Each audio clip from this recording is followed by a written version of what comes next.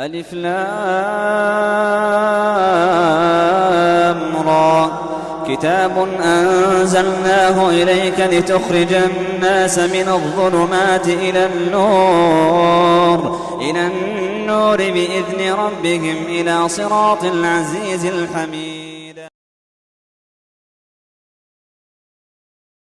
إن الحمد لله نحمده ونستعينه ونستغفره ونعوذ بالله من شرور أنفسنا ومن سيئات أعمالنا من يهده الله فلا مضل له ومن يضلل فلا هادي له وأشهد أن لا إله إلا الله وحده لا شريك له وأشهد أن محمدا عبده ورسوله يا أيها الذين آمنوا اتقوا الله حق تقاته ولا تموتن إلا وأنتم مسلمون يا أيها الناس اتقوا ربكم الذي خلقكم من نفس واحدة وخلق منها زوجها وبث منهما رجالا كثيرا ونساء واتقوا الله الذي تساءلون به والأرحام إن الله كان عليكم رقيبا يا أيها الذين آمنوا اتقوا الله وقولوا قولا سديدا يصلح لكم أعمالكم ويغفر لكم ذنوبكم ومن يطع الله ورسوله فقد فاز فوزا عظيما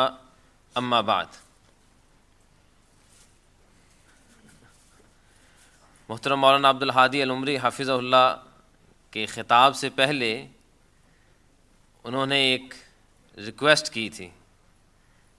میں سوچ رہا تھا کہ اسی ریکویسٹ کو میں دوبارہ دہراؤں گا، لیکن 1 گھنٹہ پہلے ہی آپ کو بیان سنتے ہو چکا ہے، تو میں اس کو ایک نئے انداز سے دہراتا نہیں، لیکن ریمائنڈ ضرور کرواؤں گا کہ رسول اللہ صلی اللہ علیہ وسلم کے صحابہ کرام رضوان اللہ علیہم اجمعین جب کسی مجلس میں بیٹھتے تھے تو اس کے خاص آداب ہوتے تھے.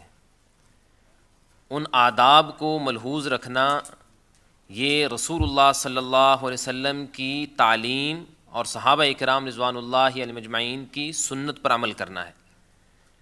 ان آداب میں سے ایک ادب مجلس کا یہ ہوتا تھا، صحابہ کرام فرماتے ہیں کہ ہم رسول اللہ صلی اللہ علیہ وسلم کے سامنے جب بیٹھے ہوتے دین سیکھنے کے لیے، ہم اس انداز سے اکٹھے ہو کے بیٹھتے تھے کہ اگر کوئی چادر پھیلاتا تو ہم سارے کے سارے ایک چادر کے نیچے آ سکتے تھے.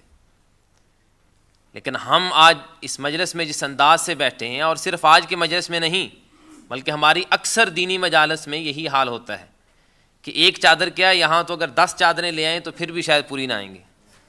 اس لیے یہ ایک مسنون طریقہ ہے.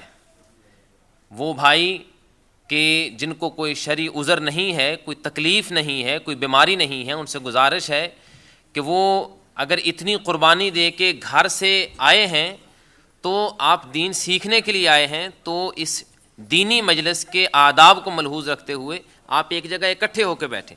اور یہ بات آئندہ بھی یاد رکھیں، کسی بھی دینی مجلس میں اس بات کو ملحوظ رکھا جائے، اور رسول اللہ صلی اللہ علیہ وسلم کی تعلیمات پر ہمیں کوشش کرنی چاہیے کہ ہر حال میں اور ہر موقع پہ اس پہ عمل کریں.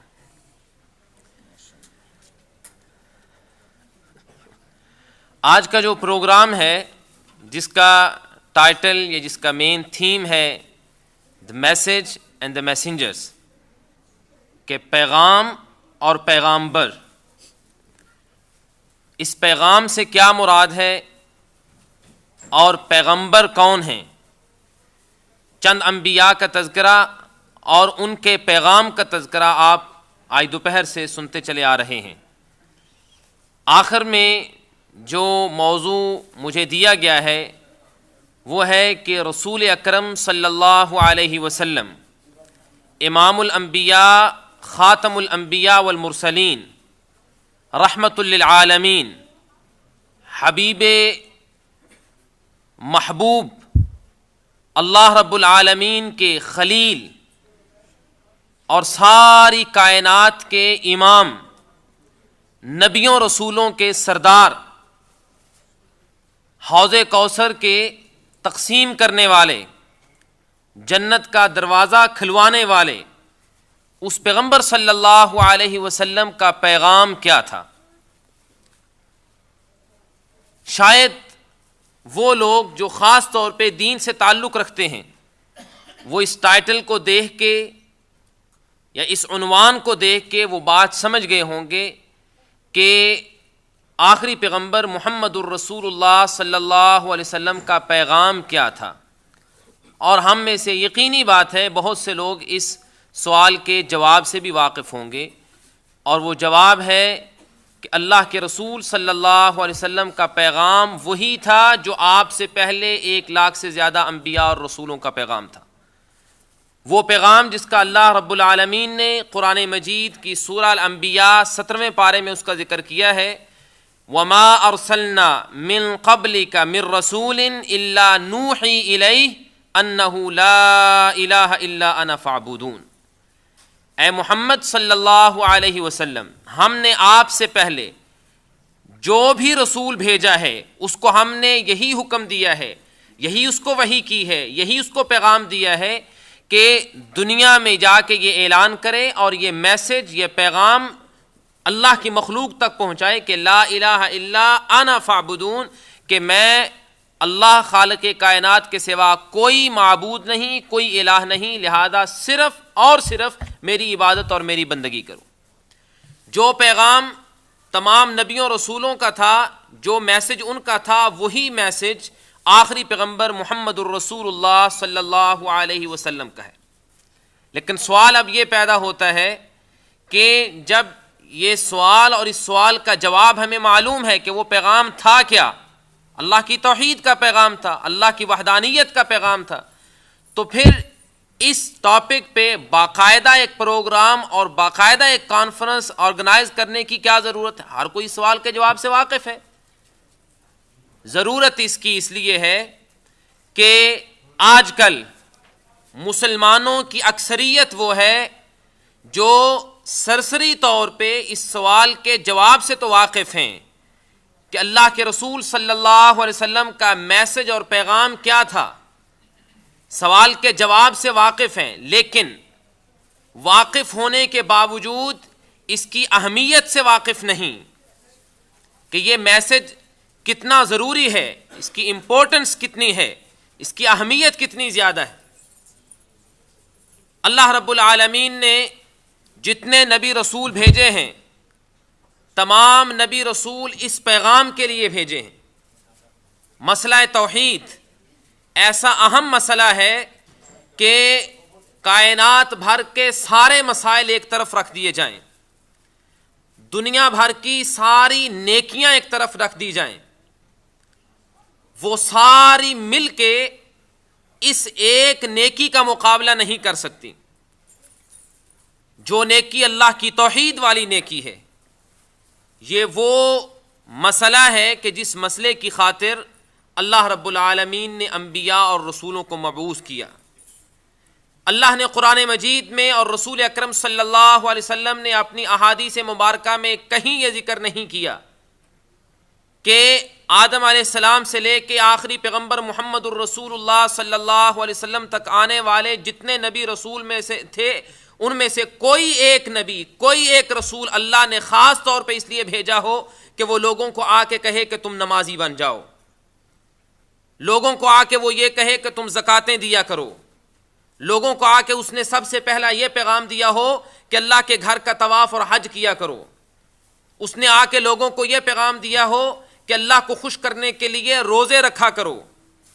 کسی ایک نبی رسول کا یہ بنیادی پیغام اللہ نے قرآن مجید میں ذکر نہیں کیا. اب اسی سے اندازہ کر لیجئے کہ 1,00,000 سے زیادہ اللہ نے اپنے محبوب پیغمبر نبی رسول بھیجے ہیں اس ایک پیغام کے لیے، تو یہ کتنا اہم پیغام ہے. ہماری نظر میں یہ پیغام شاید سب سے آخری پیغام ہوتا ہے. ہم جب کسی کو دعوت دینا چاہتے ہیں، کسی سے گفتگو کرنا چاہتے ہیں، یا ہمارے دل میں یہ خیال پیدا ہوتا ہے کہ فلاں ہمارا رشتہ دار، فلاں دوست وہ دین سے بہت دور ہے، اس کو ہم دین کے قریب لانے کی کوشش کریں، تو ہم آغاز کہاں سے کرتے ہیں؟ اللہ کی توحید سے؟ نہیں. بہت کم لوگ ہوں گے جو اللہ کی توحید سے اس کا آغاز کرتے ہیں. آغاز کوئی کرتا ہے نماز سے، وہ کسی اپنے رشتہ دار، کسی دوست کو مسجد لا کے اس کو یہ دعوت دیتا ہے کہ بھی نماز پڑھا کرو، وہ نمازی بن جائے، ساری عمر اس کے ذہن میں وہی خرافات، وہی شرکیات موجود رہیں، شرک کے کام کرتا رہے، دعوت دینے والا اس بات پہ خوش ہے کہ جی میرا فلاں رشتہ دار نمازی ہے، اور صرف یہی نہیں بلکہ ہم باقاعدہ خوش ہو کے بتاتے ہیں بس اوقات اپنے رشتہ داروں کو کہ جی میری ساری فیملی، میرے زیادہ تر رشتہ دار وہ ہیں تو اس لائن کے، شرک تو کرتے ہیں لیکن نمازی پکے۔ کبھی آپ نے سوچا ہے کہ آپ جو بات کر رہے ہیں اس بات کی اللہ کی نظر میں کیا حیثیت ہے؟ کیا مسلمان، ایک سچا مسلمان وہ یہ تصور بھی کر سکتا ہے کہ وہ اللہ کی توحید کو پیچھے چھوڑے اور اس کے علاوہ باقی نیکیاں یا کوئی دوسرا عمل اس کو توحید سے زیادہ اہمیت دے؟ قطعی طور پہ نہیں۔ اللہ کی توحید وہ اہم مسئلہ ہے جس کے لیے اللہ نے ساری کائنات کو پیدا کیا ہے، اور یہ بات یاد رکھیے، یہ زمین و آسمان کا نظام قائم ہے تو صرف اور صرف اللہ کی توحید کی وجہ سے، اور جب اس دنیا سے اللہ کی توحید کا ذکر ختم ہو جائے گا، قیامت بپا ہو جائے گی، اس زمین کو اور اس آسمان کو باقی رہنے کا حق نہیں ہوگا، اس لیے کہ اللہ نے آسمانوں کو اور زمین کو پیدا کیا صرف اپنی توحید کے لیے ہے۔ رسول اکرم صلی اللہ علیہ وسلم کی حدیث ہے، لا تقوم الساعة حتى يقال في الارض اللہ اللہ، جب تک اللہ کی زمین پہ ایک شخص بھی اللہ کا نام لینے والا موجود ہے اس وقت تک قیامت نہیں آ سکتی۔ قیامت کب آئے گی؟ جب اللہ کی توحید کا ذکر ختم ہو جائے۔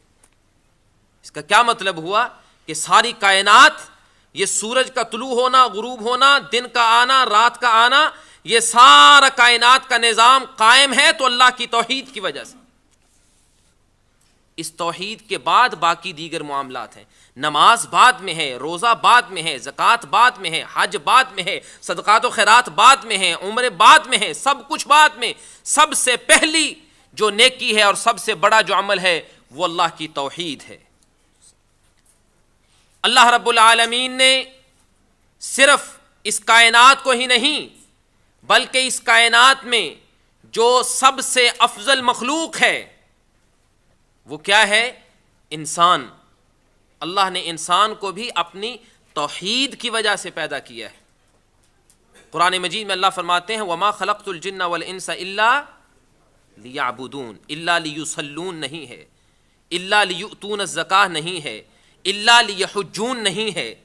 اللہ نے یہ نہیں کہا کہ میں نے جنوں اور انسانوں کو اس لیے پیدا کیا کہ وہ سجدے زیادہ کریں، وہ نمازیں زیادہ پڑھیں، وہ رکوع زیادہ کریں، وہ میرے گھر کے چکر زیادہ لگائیں، طواف زیادہ کریں، حج عمرے زیادہ کریں، صدقات و خیرات زیادہ کریں، اچھے اخلاق کے مالک ہو۔ نہیں، ایک مقصد اللہ نے بیان کیا ہے کہ میں نے انسانوں اور جنوں کو پیدا کیا ہے صرف اور صرف کس لیے؟ لیعبدون، کہ وہ صرف میری ہی عبادت کریں۔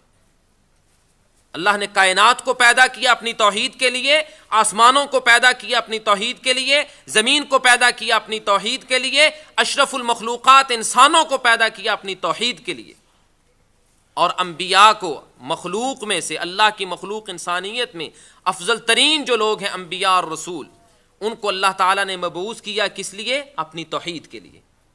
اسے اندازہ کیجئے کہ اللہ رب العالمین کی توحید کتنا اہم مسئلہ ہے، اور اس کے بعد پھر اللہ نے آسمان سے جتنی کتابیں نازل کی ہیں وہ کس لیے؟ ہم تو کہتے ہیں کہ قرآن اللہ نے نازل کیا ہے، جب کبھی کوئی بہت زیادہ جس کو دین کے ساتھ لگاؤ ہو جائے تو وہ کہتے ہیں جی قرآن میں جی اخلاق کی بات ہے، قرآن میں نماز ہے، قرآن میں روزہ ہے، حج ہے، زکوٰۃ ہے، سب کچھ ہے۔ لیکن یہ کبھی سوچا ہے کہ اللہ نے اس کتاب کو نازل کس لیے کیا ہے؟ سورہ ہود کی ابتدائی پہلی آیت میں اللہ فرماتے ہیں الف لام را کتاب احکمت آیات ثم فصلت من لدن حکیم خبیر اللہ تعبدوا الا اللہ۔ اللہ فرماتے ہیں کہ یہ کتاب جس کو ہم نے نازل کیا ہے اس کی آیات محکم اور پختہ ہیں، اور پھر اللہ حکیم خبیر کی طرف سے اس کو نازل کیا گیا ہے۔ کیوں؟ اللہ نے کیوں نازل کیا ہے؟ اللہ تعبدوا الا اللہ، کہ اس اللہ کے سوا کسی کی عبادت نہ کی جائے، یہ پیغام دینے کے لیے۔ نبی رسول آئے تو اس توحید کے لیے، آسمان سے کتابیں آئیں تو اس توحید کے لیے۔ آگے ذرا چلیے، صرف یہی کہ اللہ نے نبی رسول بھیج دیے اپنی توحید کے لیے؟ نہیں میرے بھائی، مسئلے کو ذرا سمجھنے کے لیے اور یہ جاننے کے لیے، یہ سمجھنے کے لیے کہ یہ مسئلہ ضروری اور اہم کتنا ہے، یہ کوئی معمولی بات نہیں ہے جس کو ہم نے سب سے آخر میں رکھا ہوا ہے. یہ وہ اللہ کی توحید ہے جس کی خاطر نبیوں کو اپنی جانوں کی قربانیاں دینی پڑی. اللہ کی مخلوق میں سب سے محبوب ترین جو لوگ ہیں وہ اللہ کے نبی اور رسول ہیں. نبیوں اور رسولوں کو شہید کیا گیا کس وجہ سے؟ اس وجہ سے نہیں کہ وہ لوگوں سے کہتے تھے نماز پڑھا کرو، اس وجہ سے نہیں کہ لوگوں کو کسی اور نیکی کا حکم دیتے تھے تو ان کو یہ کہا گیا، ان کے ساتھ یہ سلوک کیا گیا، بلکہ کس لیے؟ اللہ نے قرآن میں فرمایا وَمَا نَقَمُوا مِنْهُمْ إِلَّا أَن يُؤْمِنُوا بِاللَّهِ الْعَزِيزِ الْحَمِيدِ. ان لوگوں کو ستایا گیا کسی کے جسم کی جلد کو اور چمڑے کو لوہے کی کنگھیوں کے ساتھ نوچ دیا گیا اور چمڑی کو گوشت سے علیحدہ کر دیا گیا. کس لیے؟ اللہ کی توحید کے لیے. سر پہ آرا رکھ کے جسم کے 2 ٹکڑے کر دیے گئے. کس لیے؟ اللہ کی توحید کے لیے. اور اس سے بھی آگے چلیے، اللہ کی پوری مخلوق میں انبیاء رسولوں میں سب سے زیادہ مقام اور سب سے زیادہ مرتبہ رکھنے والے، جن کو آج کے مسلمان یا یوں کہیے کہ اکثر دین سے دور یا جاہل مسلمان، جن کی زبانوں پہ یہ عام کلمہ ہوتا ہے کہ لولاک لما خلقت الافلاک، اللہ نے اپنے پیغمبر کے بارے میں کہا، جو ایک موضوع اور من گھڑت حدیث ہے جس کو عام بیان کیا جاتا ہے کہ جی اللہ نے کہا کہ اے پیغمبر میرے محبوب تو نہ ہوتا تو میں کائنات ہی پیدا نہ کرتا. پہلی بات تو یہ ہے کہ یہ قرآن کی آیت کے ہی خلاف ہے. اللہ نے اس لیے آسمان و زمین پیدا نہیں کیے، اور اس میں نعوذ باللہ نعوذ باللہ نعوذ باللہ اللہ کے رسول صلی اللہ علیہ وسلم کی گستاخی یا توہین نہیں ہے. لیکن وہی لوگ جو اللہ کے رسول کا مقام اتنا بلند کرتے ہیں اور حد سے بھی آگے اللہ کے ساتھ ملانے کی کوشش کرتے ہیں، ان لوگوں نے کیا کبھی سوچا ہے کہ اللہ کی مخلوق میں سب سے محبوب، کائنات کا امام، سردار، نبیوں رسولوں اور پوری انسانیت کا امام، امام الانبیاء والمرسلین، رحمت للعالمین، شفیع المذنبین، ساقی حوض کوثر، جنت کا دروازہ کھٹکھٹانے والا پیغمبر، اس نے اللہ کی توحید کی خاطر کیا کچھ کیا؟ آپ کو واقعہ یاد ہے، کئی مرتبہ آپ نے سنا ہے، طائف کی بستی میں کائنات کے افضل ترین انسان کے ساتھ کیا سلوک ہوا؟ نبی کو پتھر نہیں مارے گئے؟ کیا ساری کائنات میں اللہ کا جو محبوب ترین شخص ہے، کیا اس کے سر سے خون نہیں نکالا گیا؟ کیا اس کے مبارک مقدس جسم کو اور جس کی عمر کی، جس کی زندگی کی قسم رب العالمین نے کھائی ہے، جس سینے کا ذکر اللہ نے قرآن میں کیا، جس کی زندگی کا ذکر اللہ نے قرآن میں کیا، جس کی آنکھ کا ذکر اللہ نے قرآن میں کیا، اللہ کو اتنا محبوب کہ اس سے زیادہ محبوب اللہ نے پیدا ہی کوئی نہیں کیا. اتنا محبوب پیغمبر طائف کے میدان میں پتھر کھا رہا ہے، کیوں؟ اللہ کی توحید کے لیے. سوال پیدا ہوتا ہے، یا اللہ تیرا اتنا محبوب پیغمبر، اس سے زیادہ محبوب تو نے کو پیدا ہی نہیں کیا؟ آخر طائف کی بستی میں یا اللہ تو اگر چاہتا تو ایک لمحے میں کن کہہ کے ان سب کو قیمہ بنا دیتا اور ان کا ملیا میٹ کر دیا جاتا، پیغمبر کو یہ زخم نہ اٹھانے پڑتے. لیکن اللہ رب العالمین نے مجھے، آپ کو اور ساری کائنات کو یہ پیغام دیا ہے. کیا پیغام ہے؟ کہ میں نے اپنی مخلوق میں جب محمد صلی اللہ علیہ وسلم سے زیادہ محبوب کوئی نہیں پیدا کیا، اور پھر میں نے سب سے زیادہ اپنے محبوب کو طائف کے میدان میں پتھر مارنے، ان کو پتھر لگتے ہوئے میں رب دیکھ رہا ہوں. پیغام میری طرف سے یہ ہے کہ کائنات کا محبوب ترین انسان ہی کیوں نہ ہو، میری توحید سے زیادہ مجھے پیارا نہیں ہے. مجھے میری توحید اپنے محبوب پیغمبر سے بھی زیادہ پیاری. اللہ کی توحید کا یہ مقام ہے. اللہ نے اپنے محبوب پیغمبر کو پتھر لگتے ہوئے دیکھا، اللہ کی رحمت جوش میں آئی اور اللہ کا غضب بھی جوش میں آیا. اللہ نے فرشتے کو بھی بھیجا کہ جا کے میرے پیغمبر سے پوچھ لو، کہیں نبی کے دل میں یہ بات نہ آ جائے کہ اللہ کی مدد کہاں ہے. اگر چاہتا ہے تو 2 پہاڑوں کو ملا کے طائف والوں کا نام و نشان ختم کر دیا جائے. اللہ نے نبی کو رحمت للعالمین بھیجا تھا، نبی نے انکار کیا، لیکن اس سے پہلے پتھر لگ چکے تھے، خون جسم سے نکل چکا تھا. اللہ کی طرف سے یہ پیغام تھا ساری انسانیت کے لیے کہ میرے نزدیک میری توحید سب سے زیادہ محبوب ہے۔ صرف یہی نہیں، قرآن مجید کا میرے بھائی کاش ہم اس طرح مطالعہ کریں، قرآن کو اس طرح پڑھیں جس طرح پڑھنے کا حق ہے، قرآن کو اس طرح سمجھیں، اللہ کرے ہم سمجھنے لگ جائیں قرآن کو جس طرح قرآن کو سمجھنے کا حق ہے۔ قرآن کی ایک دو نہیں، دسیوں آیات ہیں جس میں اللہ نے اپنی توحید کی خاطر وہ انداز اختیار کیا ہے کہ انسان کی عقل بس اوقات حیران رہ جاتی ہے کہ اللہ رب العالمین اپنی توحید کے معاملے میں کتنا غیرت مند ہے، اور اس خالق کائنات کا حق ہے کہ وہ غیرت رکھے اپنی توحید کے معاملے میں۔ ذرا غور کیجئے، سورہ انعام 7واں پارہ ہے، اللہ رب العالمین فرماتے ہیں وَتِلْكَ حُجَّتُنَا آتَيْنَاهَا إِبْرَاهِيمَ عَلَىٰ قَوْمِ۔ اللہ نے قرآن مجید کی سورہ انعام کی ان آیات میں انبیاء کا ذکر کرنا شروع کیا۔ انبیاء وہ انبیاء کہ جن کو اللہ نے اپنی توحید کا پیغام دینے کے لیے بھیجا ہے، جو اللہ کے محبوب ہیں، جن کو اللہ نے پیدا ہی اس لیے کیا ہے کہ وہ میری توحید کا پرچار کریں۔ ان نبیوں کا اللہ نے ذکر کیا، ایک کا، دو کا، تین کا، چار کا نہیں، 18 نبیوں کا نام لے کے 18 نبیوں کا اللہ نے نام لیا۔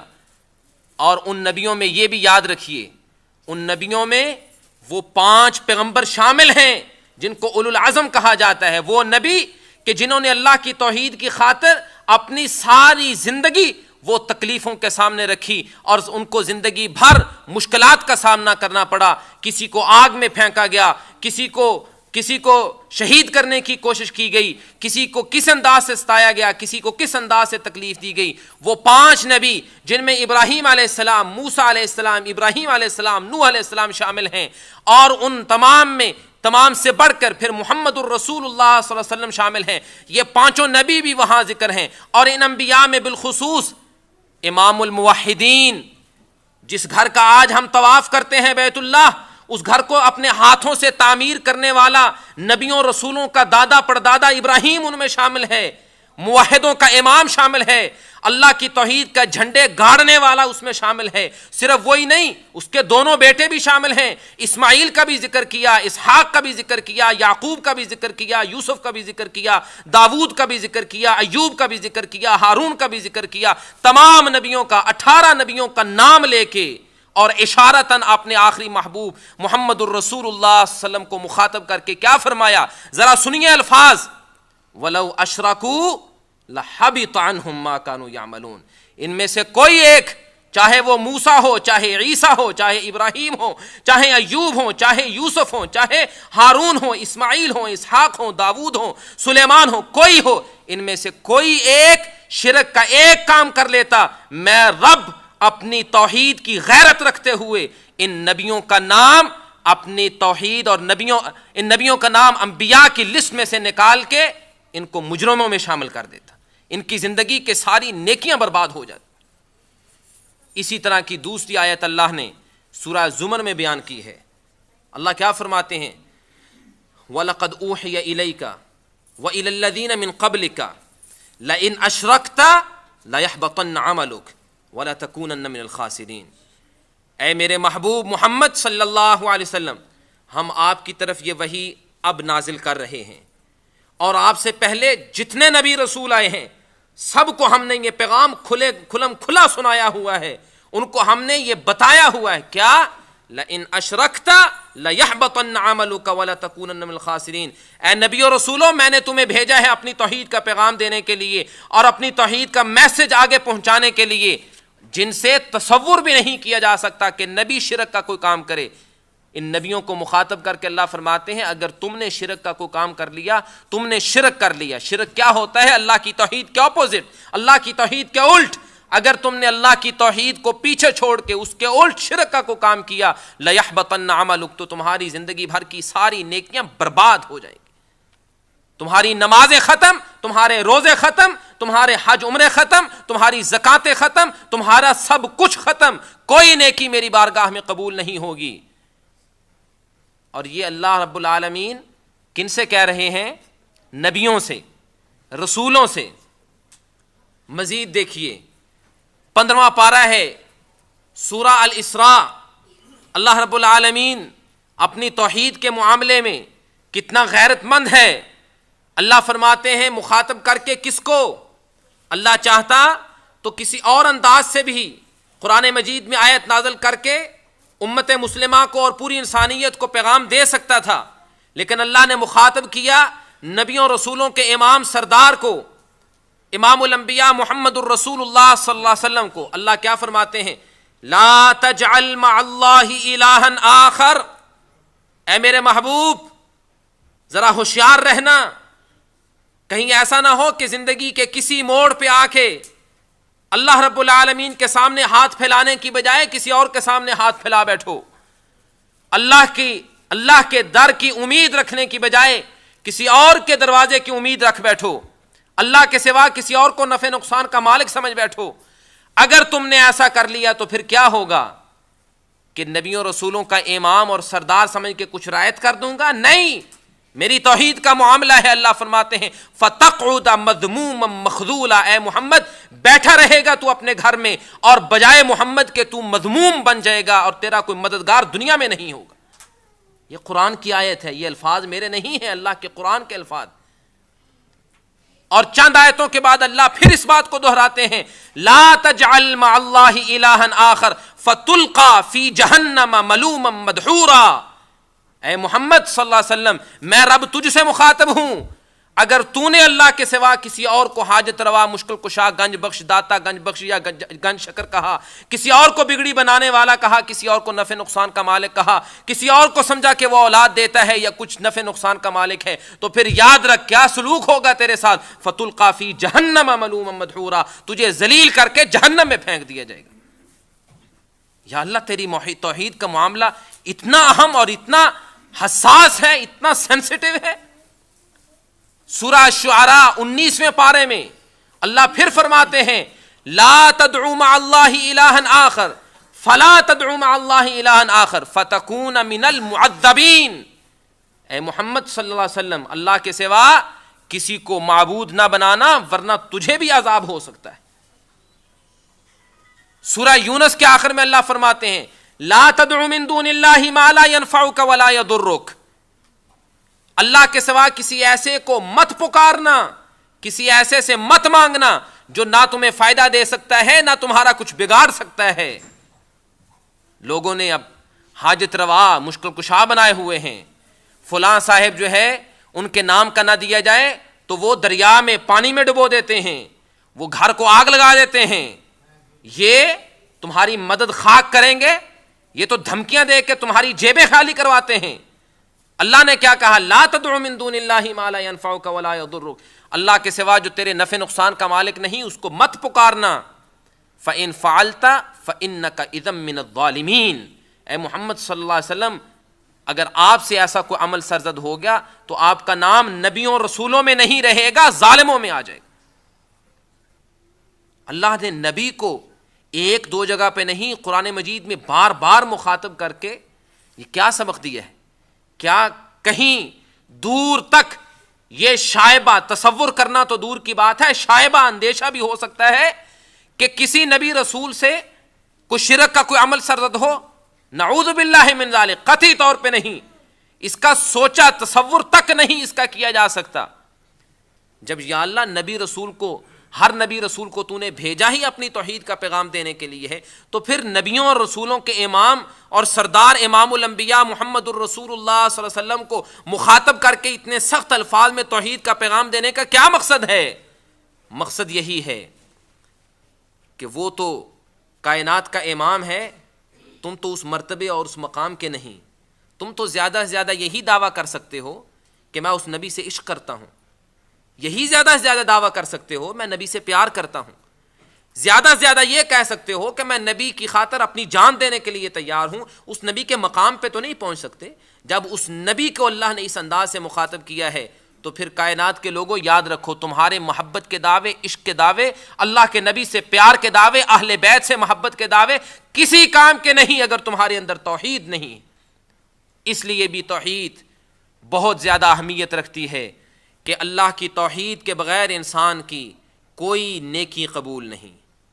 مت دیکھیے کسی کی داڑھی کو، مت دیکھیے کسی کے پیشانی کے نشان کو، مت دیکھیے کسی کی پگڑی اور دستار کو، مت دیکھیے کسی کے چہرے کے رنگ کو کہ بڑا روشن چہرہ ہے، کیا بات ہے، کام شرک کے کرتا ہے، اللہ کی توحید کے کا مخالف ہے، اللہ کی توحید سے بغض رکھنے والا ہے، چہرے پہ ظاہری طور پہ کتنا ہی نور نظر کیوں نہ آؤ، اس کا نور ہی کیوں نظر نہ آئے، اور صرف نور ہی نہیں، اس کا نام ہی نور کیوں نہ رکھ دیا جائے، اللہ کی توحید نہیں تو وہ اندھیرا ہی اندھیرا ہے۔ اس سے بڑا بدبخت اس کائنات میں کوئی نہیں، اس سے بڑا ظالم اس کائنات میں کوئی نہیں جو اللہ کی توحید کے ساتھ، اللہ کی توحید کے معاملے میں کمپرومائز کرتا ہے۔ لہذا میرے بھائی، اللہ کی توحید کا معاملہ بڑا حساس معاملہ ہے، رشتہ دار ہوں یا دوست ہوں، قریبی ہوں یا دور کے ہوں، اپنی برادری کے ہوں یا غیر برادری کے ہوں، کسی کے ساتھ کسی طرح کا بھی کوئی تعلق ہے، وہ سارے تعلقات ایک طرف رکھیے، اللہ کی توحید کو مقدم رکھیے۔ اللہ کے رسول صلی اللہ علیہ وسلم نے نبوت ملنے کے بعد کتنا عرصہ اس دنیا میں زندگی گزاری ہے؟ 23 سال، 23 ایئرس، 23 سال۔ اور شاید آپ جانتے ہوں کہ ان 23 سالوں میں سے پہلے 13 سال مکہ مکرمہ میں گزارے ہیں، اس کے بعد 10 سال مدینہ منورہ میں گزارے ہیں۔ کبھی آپ نے غور کیا ہے کہ 13 سال جو مکہ میں گزارے ہیں، وہاں اللہ کے رسول صلی اللہ علیہ وسلم کا پیغام کیا تھا؟ وہاں دعوت کیا تھی؟ نماز کی دعوت تھی، وہاں زکوٰۃ تھی، وہاں روزہ تھا، وہاں حج تھا، وہاں صدقات خیرات تھے، وہاں جہاد تھا؟ کچھ بھی نہیں تھا، صرف ایک دعوت تھی، اور کیا تھی؟ اللہ کی توحید۔ سارا اسلام ایک طرف، نمازیں بعد میں، روزے بعد میں، حج بعد میں، جہاد بعد میں، غزوات بعد میں، سب کچھ بعد میں، سارا اسلام، سارا دین کے تمام مسائل احکام وہ 10 سالوں میں مکمل کر دیے گئے، اور صرف اللہ کی توحید کی خاطر پہلے 13 سال ڈیڈیکیٹ کیے گئے۔ یہ اہمیت بیان کرنے کے لیے کہ اللہ کا سارا دین، اس دین میں جتنی عبادات، جتنے معاملات، جتنے احکام، جتنے مسائل ہیں، ان میں سے کوئی مسئلہ، کوئی معاملہ، کوئی نیکی ایسی نہیں جو اللہ کی توحید کا مقابلہ کر سکے۔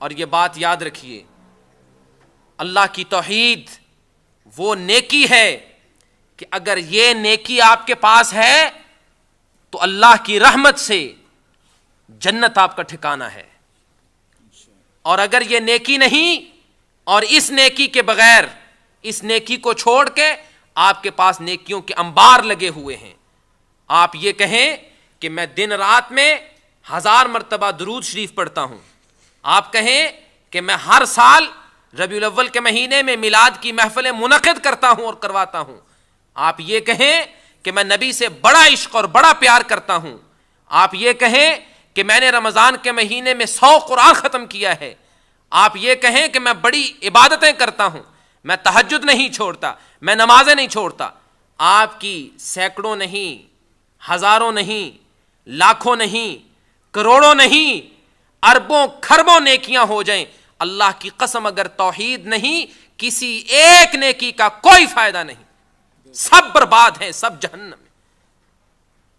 اور یہ بات میں پہلے گزارش کر چکا ہوں، میں اپنی طرف سے نہیں کہہ رہا، اللہ کا قرآن کہتا ہے۔ اللہ نے جب نبیوں سے یہ کہا ہے کہ لئن اشرکت لیحبطن عملک، اے پیغمبر تو شرک کرے گا تو تیرے اعمال برباد ہو جائیں گے، تو پھر ہم کس بات کی مولی ہیں اور ہماری کیا حیثیت؟ اللہ کو کسی کی کوئی شکل پیاری نہیں، اللہ کو کسی کا کوئی مال پیارا نہیں، اللہ کو سب سے زیادہ محبوب ہے تو ایک ہی چیز، اللہ کی توحید۔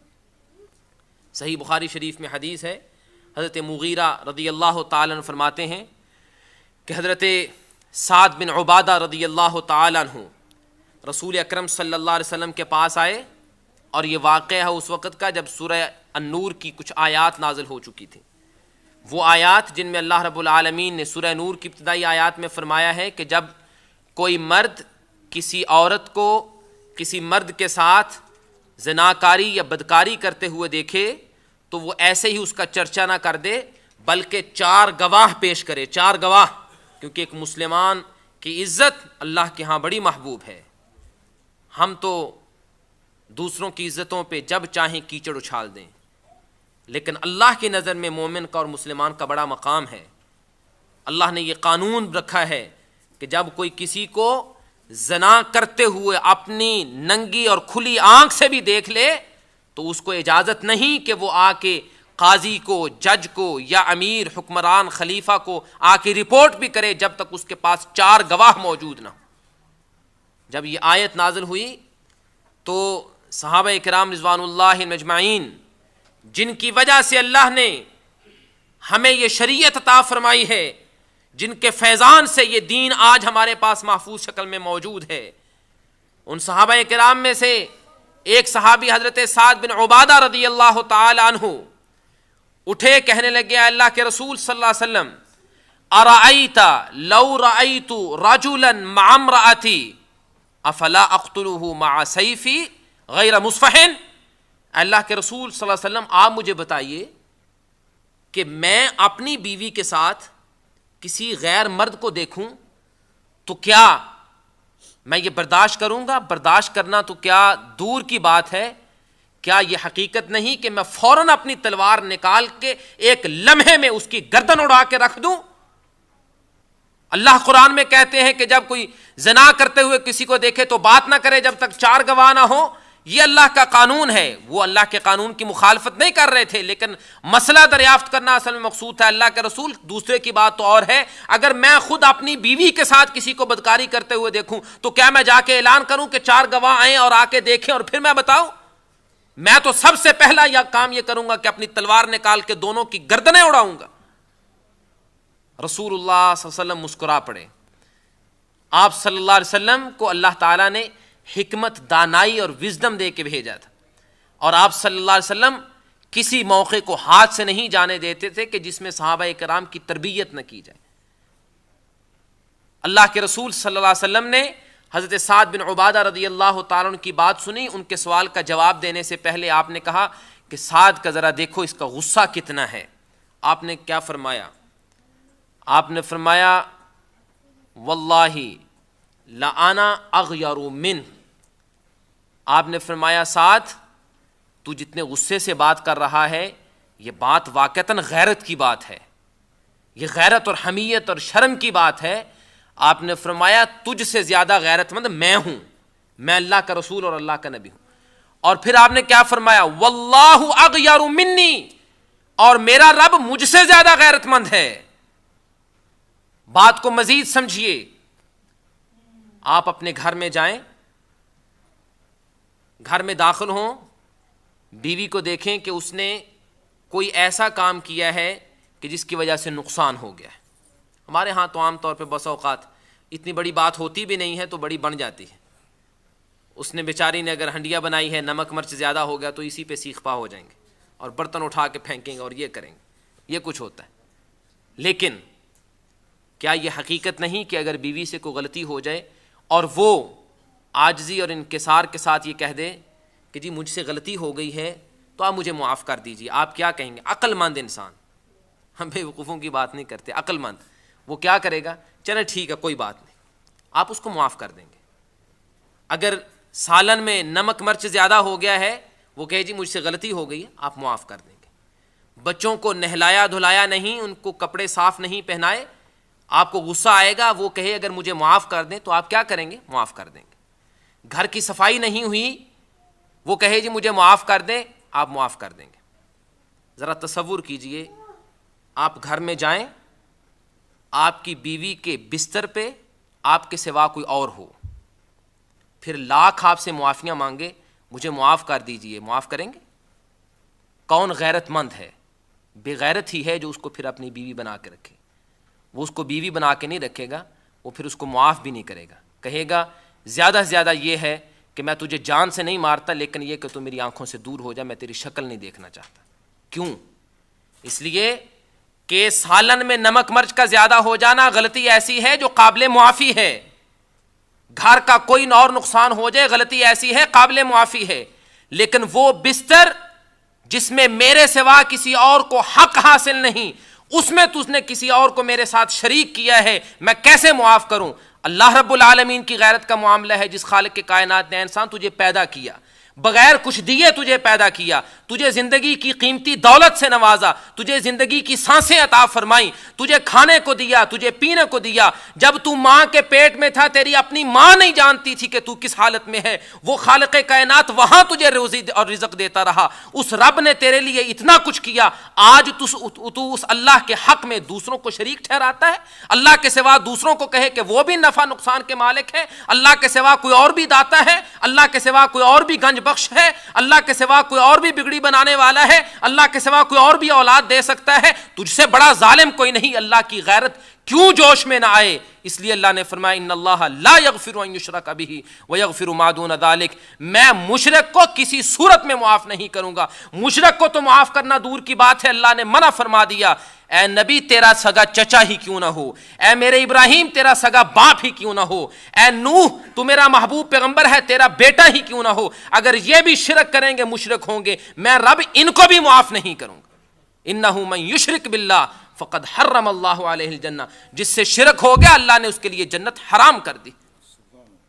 یہ اللہ کی غیرت کا معاملہ ہے, اللہ کی غیرت کا معاملہ ہے. اس لیے کسی سے نمازوں میں کوتاہی ہو جائے اللہ اس کو معاف کر دیتے ہیں, معافی مانگے اللہ معاف کر دیں گے. کسی نے زکوٰۃ نہیں دی اللہ سے معافی مانگے اللہ معاف کر دے گا.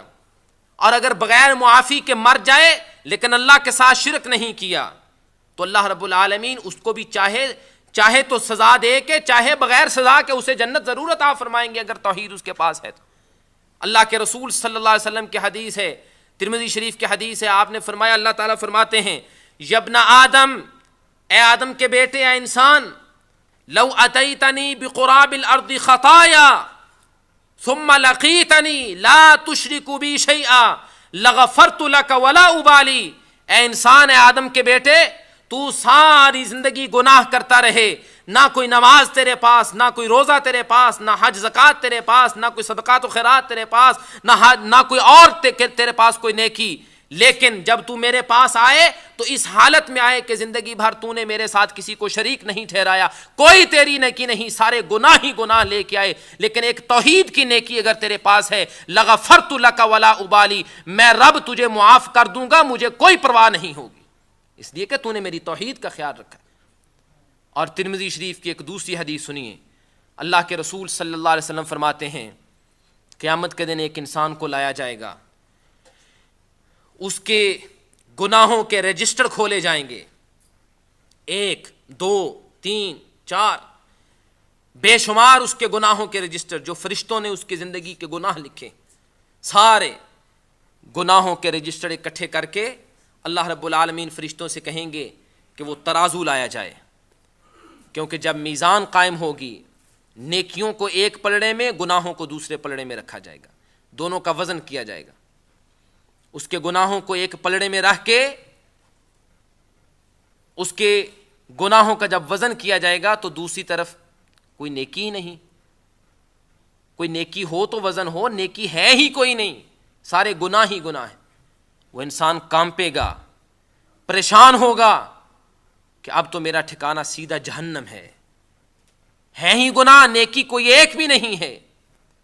جب وہ پریشان, سخت پریشانی کے عالم میں گھبرا رہا ہوگا اور اللہ رب العالمین کے فیصلے کا منتظر ہوگا کہ اللہ کی طرف سے فرشتوں کو حکم ہو اور مجھے اوندھے منہ جہنم میں پھینک دیا جائے کہ میں نے ساری زندگی کوئی نیکی کی ہی نہیں, گناہ ہی گناہ کیے ہیں.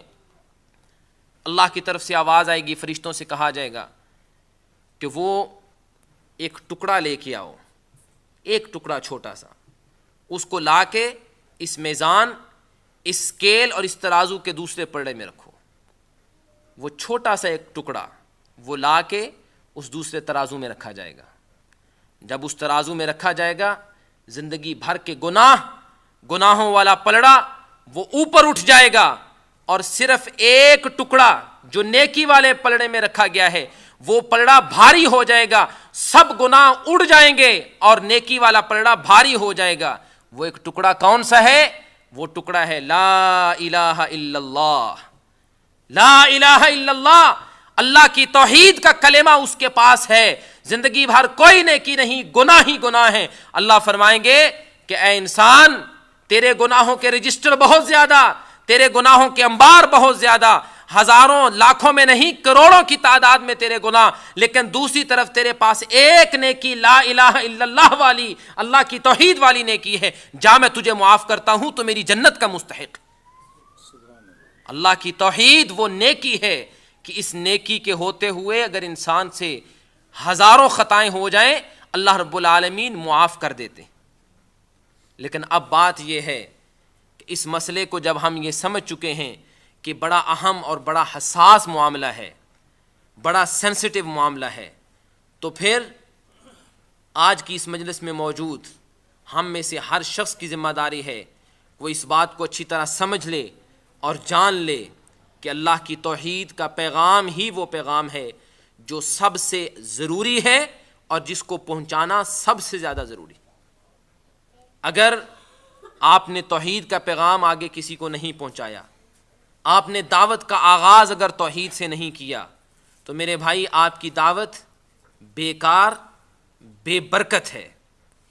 آپ کسی کو پکڑ کے مسجد میں لے آئے، نمازی بنا دیں، اس کو ساتھ حج پہ لے جائیں، حج کروا دیں، اس سے زکوٰۃ لے لیں، زکوٰۃ دلوا دیں، جو چاہیں اسی سے نیکی کروا لیں، لیکن اگر وہ اللہ کے سوا کسی اور کو غیب دان جانتا ہے، اللہ کے سوا کسی اور کو دعائیں قبول کرنے والا سمجھتا ہے، اللہ کے سوا کسی اور کے در کا وہ طواف کرتا ہے، اللہ کے سوا کسی اور کے نام کے وہ پکار لگاتا ہے، تو یاد رکھیے آپ کی یہ ساری دعوت بے سود، بیکار، برباد ہے۔